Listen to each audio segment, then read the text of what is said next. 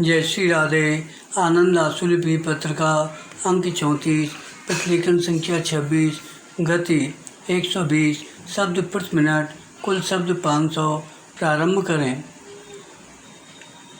महोदय, संसदीय प्रणाली में सरकार का उत्तरदायित्व सीधे नागरिकों के प्रति न होकर उनके द्वारा चुने हुए प्रतिनिधियों के प्रति होता है।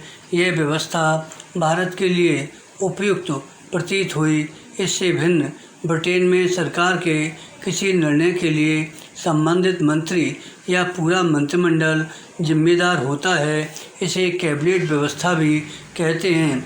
ब्रिटेन में किसी सरकारी आदेश पर सीधे मंत्री हस्ताक्षर करता है, जबकि भारत में मंत्री केवल विभागीय मिसल पर हस्ताक्षर करते हैं और आदेश सचिव के हस्ताक्षर से जारी होते हैं।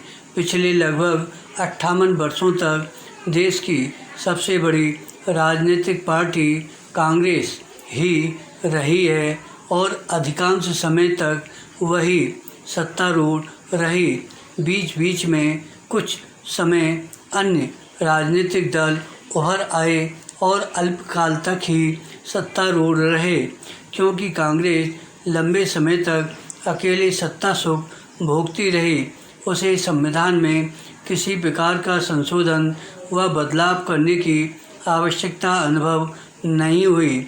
वैसे भी संविधान बनाने के बाद भी भारत में व्यवस्था के प्रश्न पर लगातार विचार विमर्श होते रहे।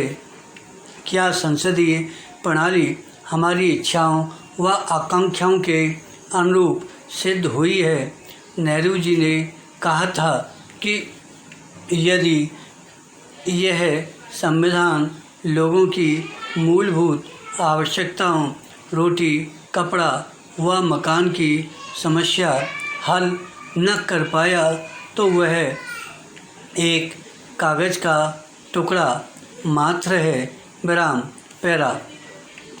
गांधी जी ने कहा था कि हमारे लिए स्वाधीनता और संविधान का मतलब है कि हर गांव को पीने का पानी जाए, परंतु आज भी पानी की समस्या क्या गांव क्या शहर सर्वत्र विकट बनी है। ऐसे में अगर संविधान समीक्षा की बात उठ रही है तो आश्चर्य नहीं। जो कुछ देश में घटित हो रहा है और जिस अनिश्चितता के दौर से देश गुजर रहा है, इसकी परिकल्पना कदाचित हमारे संविधान के निर्माताओं को नहीं रही होगी। कुछ वर्षों से देश में राजनीतिक उथल पुथल मची हुई है। देश से कांग्रेस का राजनीतिक वर्चस्व समाप्त प्राय है। छोटे छोटे बड़े कई राजनीतिक दल उभर कर आए हैं। फलतः एक ही दल की सरकार बनाने की स्थिति बीती बात हो गई है। अब मिली जुली सरकार का दौर आ गया है। क्षेत्रीय दल राष्ट्रीय दलों पर हावी हो गए हैं।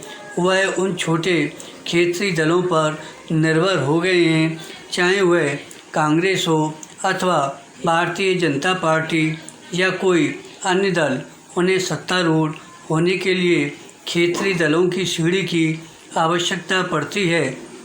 कई राजनीतिक दल 1-2 सदस्यों वाले तक होते हैं, परंतु सरकार बनाने में उसका महत्व है। संयुक्त सरकारें अपनी निजी बहुमत के अभाव में कोई उल्लेखनीय ठोस कार्य नहीं कर पाती और उनका अधिकांश समय अपनी सरकार बनाने के लिए लग जाता है। फलतः ऐसी सरकारें अल्पकालीन होती हैं और देश को बार बार चुनाव का खर्च वहन करना पड़ता है, जो भारत जैसे विकासशील देश के लिए भारी पड़ता है। देश की जनता का भी चुनाव प्रणाली से विश्वास उठ गया है। धन्यवाद।